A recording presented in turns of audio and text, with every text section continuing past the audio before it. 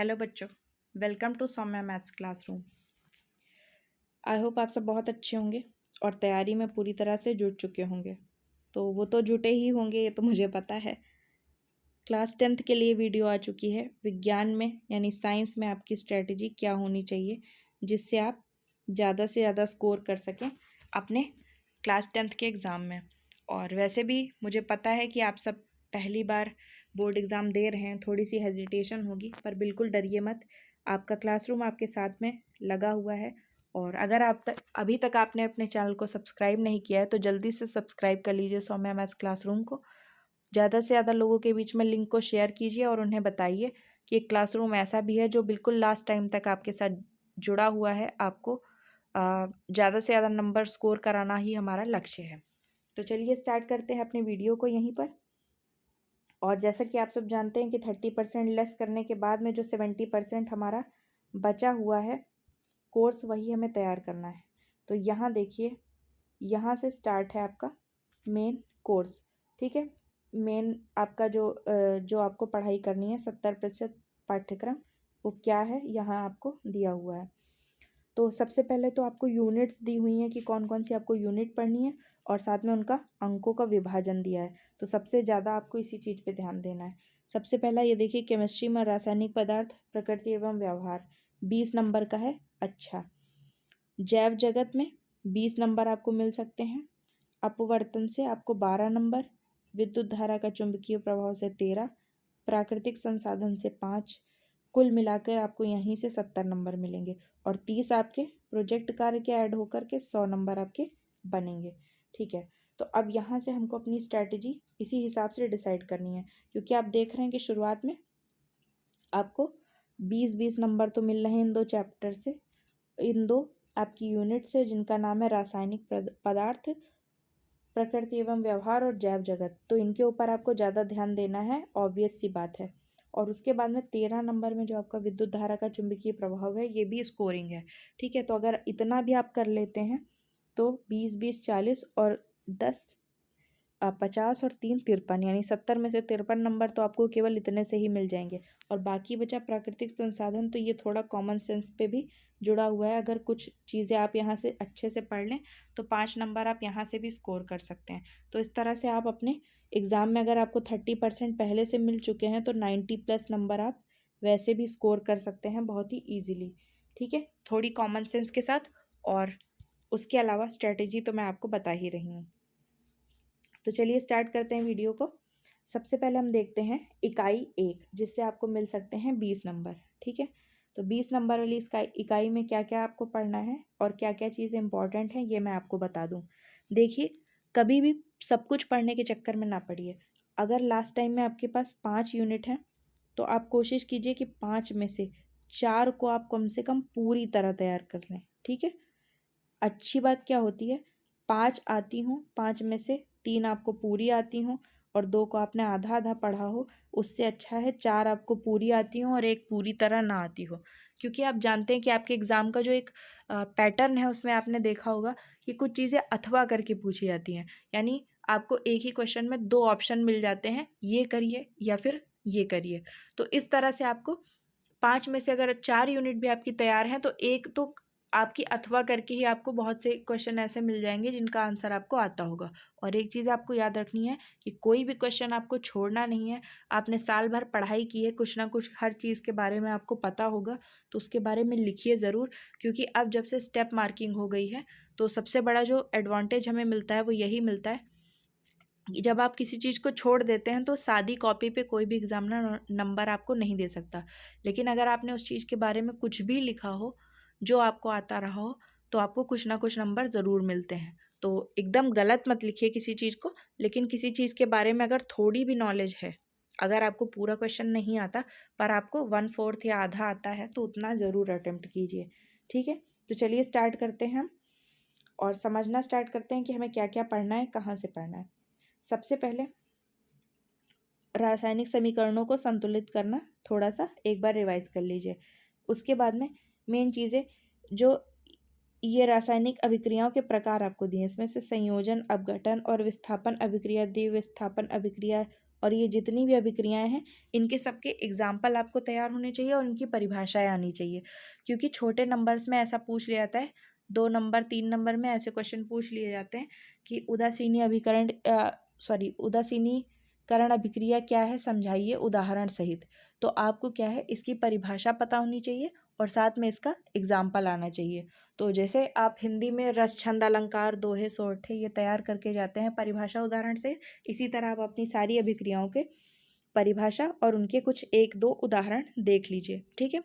और अगर आपको उदाहरण ना याद आ रहे हों और जब आपने अच्छे से परिभाषा पढ़ी होगी तो आपने पहचानना भी सीखा होगा।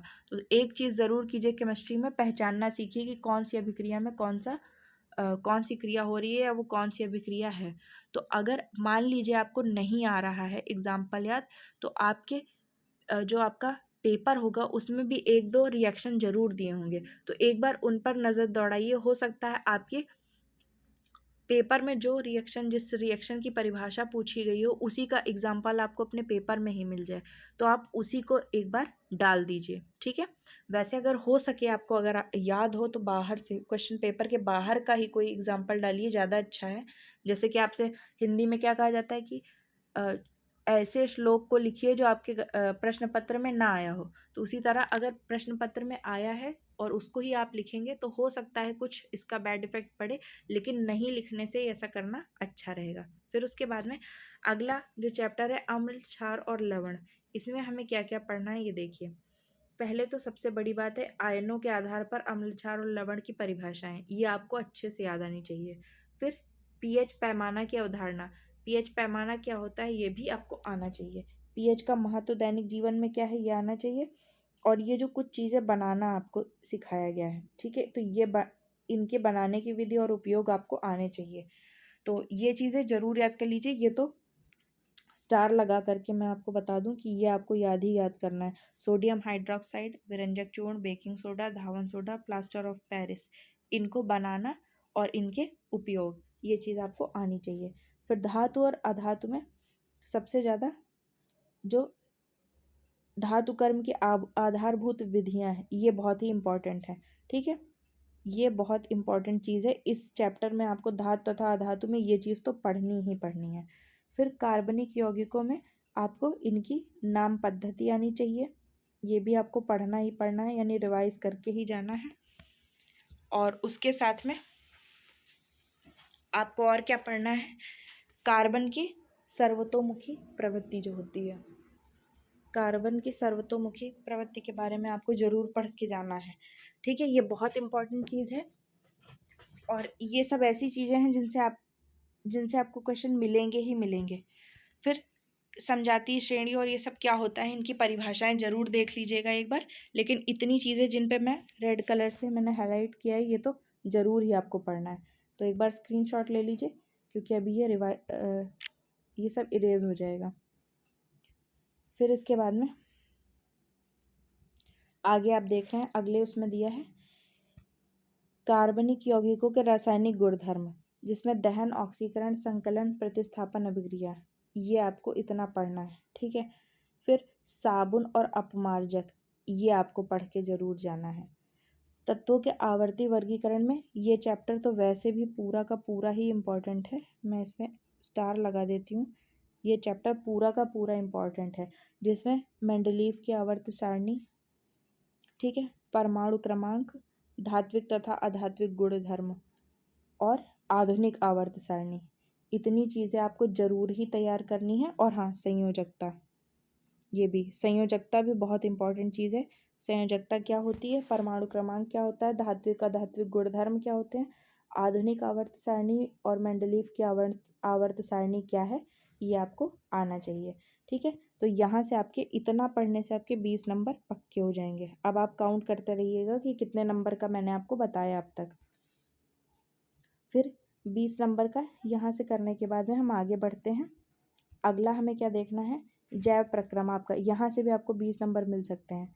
तो यहाँ के लिए आपको जब तैयारी आप करेंगे तो सबसे पहले श्वसन, परिवहन, उत्सर्जन की मूलभूत अवधारणा, पोषण, श्वसन, परिवहन, उत्सर्जन, ये क्या होता है ये चीज़ें याद रखिए। सबसे ज़्यादा इन सब से जुड़े हुए जो अंग हैं उन्हें याद रखिए, ठीक है। पहले तो आपको एक चीज़ आनी चाहिए कि आपको पूरा ह्यूमन स्ट्रक्चर बना करके कहाँ पे कौन सा वो होता है, पोषण है, कहाँ श्वसन हो, श्वसन के लिए फेफड़े हैं, परिवहन के लिए हमारे पास नसें हैं, वेन्स जिन्हें कहते हैं, उत्सर्जन के लिए जो अंग हैं, इन सभी के लिए मूलभूत जो अंग हैं उनको आपको पता होना चाहिए कि उनका कौन सा नाम है और उनका साइंटिफिक नेम आपको पता होना चाहिए। आप लीवर को कलेजा मत लिख दीजिएगा, ठीक है।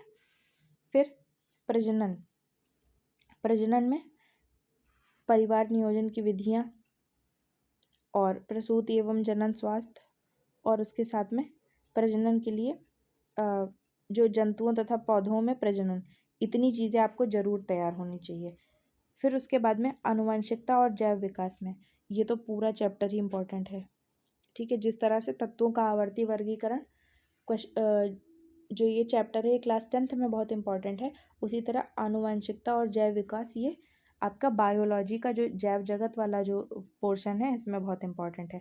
ये इम्पॉर्टेंट इसलिए है क्योंकि ये सब क्लास 10th के बाद में 11th-12th की पढ़ाई में काम आने वाले हैं, तो इसलिए ये आपके लिए और भी इम्पोर्टेंट हो जाते हैं। तो इसमें आपको क्या करना है, सबसे ज़्यादा आनुवंशिकता में मेंडल का योगदान, लक्षणों की वंशागति के नियम, उसके बाद में विकास की मूलभूत संकल्पना, ये चीज़ें आपको आनी चाहिए। उसके बाद में तीसरी इकाई में जो आपको दिया है प्राकृतिक घटनाएं, जहाँ से आपको दी हुई हैं, प्राकृतिक घटनाओं में आपको ये भी बहुत इम्पोर्टेंट है। ये तो इसमें भी मैं आपको ये नहीं बता सकती कि इसमें आपको क्या पढ़ना क्या छोड़ना है, इसमें आपको सब कुछ पढ़ना है।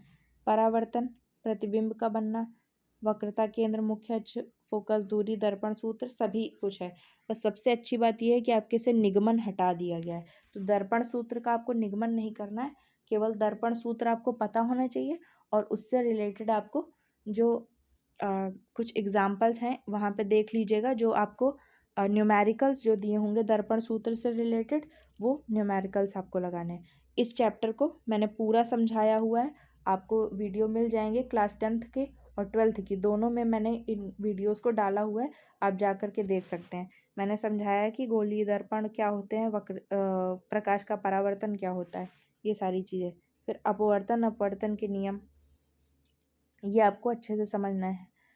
गोलीय लेंसों द्वारा प्रतिबिंब का बनना, ठीक है, ये चीज़ आपसे पूछी जा सकती है और यहाँ से आपको 12 नंबर मिलने वाले हैं, ये भी ध्यान रखिएगा, ठीक है। लेंस सूत्र, अब यहाँ पे भी आपसे निगमन हटा दिया गया है, लेंस का सूत्र आपको पता होना चाहिए और लेंस के सूत्र से आप क्या करेंगे, साथ में आप कुछ एग्जाम्पल्स को ऐसे देख लेंगे जहाँ से आपको न्यूमेरिकल सॉल्व आप कर सकें। फिर प्रिज्म का प्रकाश का अपवर्तन और प्रकाश का वर्ण विक्षेपण, ये आपको तैयार करना है। मानव नेत्र के बारे में आपको पूरा पढ़ के जाना है अच्छे से, मानव नेत्र बहुत पूछा जाने वाला चीज़ है और मुझे लगता है कि शायद ही कभी ये चीज़ छूटती हो, वरना हमेशा आती ज़रूर होगी। दृष्टि दोष क्या होते हैं, उनका निवारण क्या है, ये सब बहुत ईजी चीज़ें हैं, आप आराम से उन्हें लिख सकते हैं। फिर इसके बाद में अगर देखा जाए तो इकाई 4 में विद्युत का प्रभाव, इसमें भी ओम का नियम, इस पे मैंने एक छोटा सा वीडियो बनाया है और उसमें पूरा ओम का नियम बहुत अच्छे से समझाया है, आप बहुत अच्छे से समझ सकते हैं। उसी में मैंने प्रतिरोध और प्रतिरोधकता को भी समझा दिया है, आप उसे भी देख सकते हैं, ठीक है।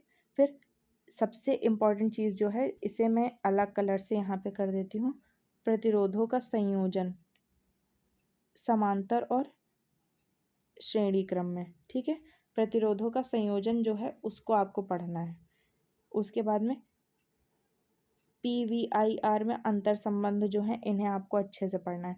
विद्युत धारा क्या होती है, विभवांतर क्या होता है, इनके सबके आपको डेफिनेशन पता होनी चाहिए। विद्युत धारा की, विभवांतर की, ये डेफिनेशन याद कर लीजिएगा। ये सब चीज़ें एक एक नंबर की छोटी छोटी सी चीज़ें हैं।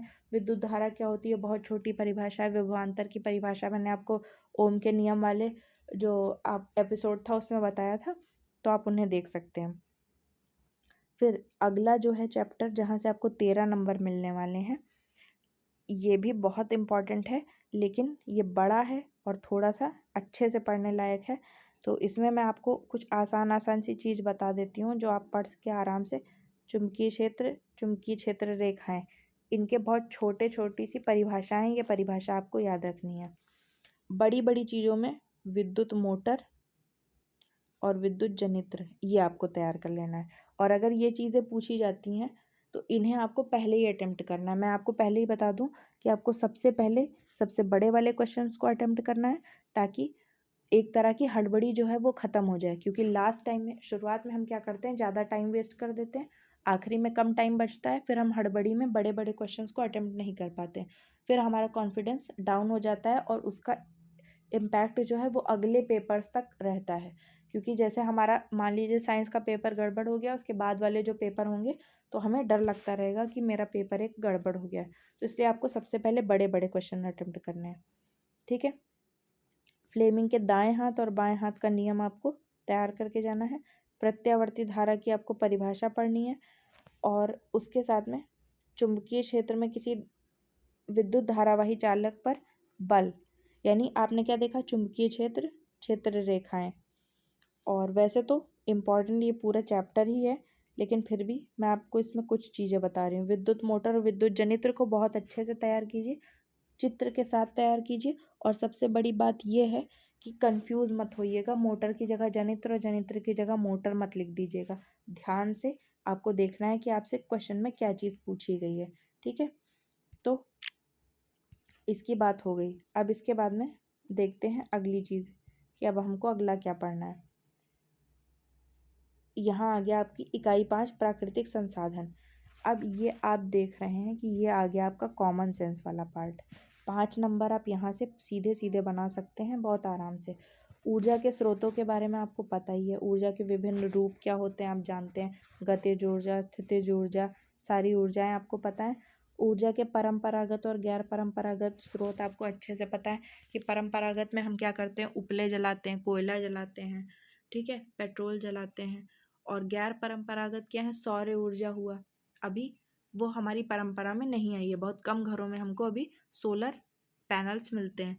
फिर जो विंड एनर्जी होती है, यानी कि जो पवन चक्की से बनने वाली ऊर्जा है, टाइडल एनर्जी जिसे हम कहते हैं, ज्वारीय ऊर्जा, ज्वार भाटा जब समुद्र में आता है, तो ये गैर परंपरागत है। जीवाश्मी ईंधन क्या है आप जानते हैं बहुत अच्छे से कि पेट्रोलियम जो होते हैं, जो पेट्रोल डीजल ये सब हैं, ये सब जीवाश्मी ईंधन होते हैं। फिर नवीकरणीय अनवीकरणीय स्रोतों की तुलना, बहुत आसानी से आप इनको पढ़ सकते हैं बहुत इजीली कि नवीकरणीय उनको वो फिर से बन जाते हैं, जबकि अनवीकरणीय जो हैं जो एक बार ख़त्म हो जाएंगे तो दोबारा नहीं मिल पाएंगे। फिर हमारा पर्यावरण, पर्यावरण के बारे में आप न्यूज़पेपर में कितना कुछ पढ़ते हैं कि कार्बन डाइऑक्साइड की मात्रा बढ़ रही है, ऑक्सीजन की कम हो रही है, या फिर ग्लोबल वार्मिंग हो रही है, बहुत ज़्यादा अपशिष्ट का उत्पादन हो रहा है, पॉलीथीन्स बहुत ज़्यादा फैल रही हैं, प्लास्टिक बहुत फैल रहा है। पर्यावरणीय क्या समस्याएं आ रही हैं, आप खुद गांव में अगर रहते हैं तो आप देखते होंगे बहुत ज़्यादा बारिश होने की वजह से लोगों की फसलें अब इस समय बहुत ख़राब हो रही हैं। तो ये सब चीज़ें आप बड़े आराम से 5 नंबर इस चैप्टर से आप बना सकते हैं। तो अब अगर हम एक वो डाल दें, अब तो प्रयोगात्मक कार्य आ गया, इससे आपको मतलब नहीं है, आपके प्रैक्टिकल्स पहले ही हो चुके होंगे। तो अब अगर हम टोटल काउंट करें कि कितने नंबर का हमने देखा, तो हम क्या पाएंगे, देखिए। सबसे पहले रासायनिक पदार्थ, प्रकृति और व्यवहार का, मान लीजिए अगर हमने यहाँ से 20 की जगह यहाँ से हमने 15 नंबर भी बना लिए। अगला जैव जगत से भी अगर हमने 15 नंबर बना लिए। अगर अपवर्तन से हमने मान लीजिए हमने 8 नंबर भी बना लिए। और विद्युत धारा का चुंबकीय प्रभाव, इससे भी हमने 9 नंबर बना लिए। और प्राकृतिक संसाधन से तो मैं आपके पूरे 5 ही जोड़ूंगी, तो भी हमारा 15 15 30, 30 में 9 जोड़ दिया तो हो गया 39, और उसमें 8 जोड़ेंगे तो 47, और 47 में 5 जोड़ेंगे तो आपका हो जाएगा 52। तो 52 नंबर्स तो आपके ऐसे ही बन गए 70 में से। 70 में से आपके 52 नंबर ऐसे ही बन गए, जिनमें से मैंने कुछ चीज़ें आपको ऐसी बताई हैं जो पूरी तरीके से फिक्स हैं। तो अगर आप, जैसे कि विद्युत जनित्र हुआ, विद्युत मोटर हुई, ये सब चीज़ें अगर आप अच्छे से तैयार करके जाते हैं, आवर्त सारणी के बारे में पढ़ के जाते हैं, मेंडलीव का नियम पढ़ के जाते हैं, परावर्तन अपवर्तन की छोटी परिभाषाएं देख लेते हैं, उसके साथ में कुछ और चीज़ें हैं जिनको अगर आप कायदे से देख लेते हैं तो आपका 70 में से आपको 60 नंबर गेन करने से कोई नहीं रोक सकता, और प्लस 30 आपके मिले होंगे पहले से जो आपको प्रैक्टिकल में मिले होंगे। तो यानी कि आपको कुल 100 में से 90 नंबर पाने में कोई भी नहीं रोक सकता है। तो इस वजह से अच्छे से तैयार कीजिए, कॉन्फिडेंट रहिए, और चैनल को ज़्यादा से ज़्यादा सब्सक्राइब कर लीजिए, वीडियोस को लाइक कीजिए। अगर आपको पसंद आ रहे हो वीडियो तो उन्हें ज़्यादा से ज़्यादा लोगों के बीच में शेयर कीजिए। Thank you.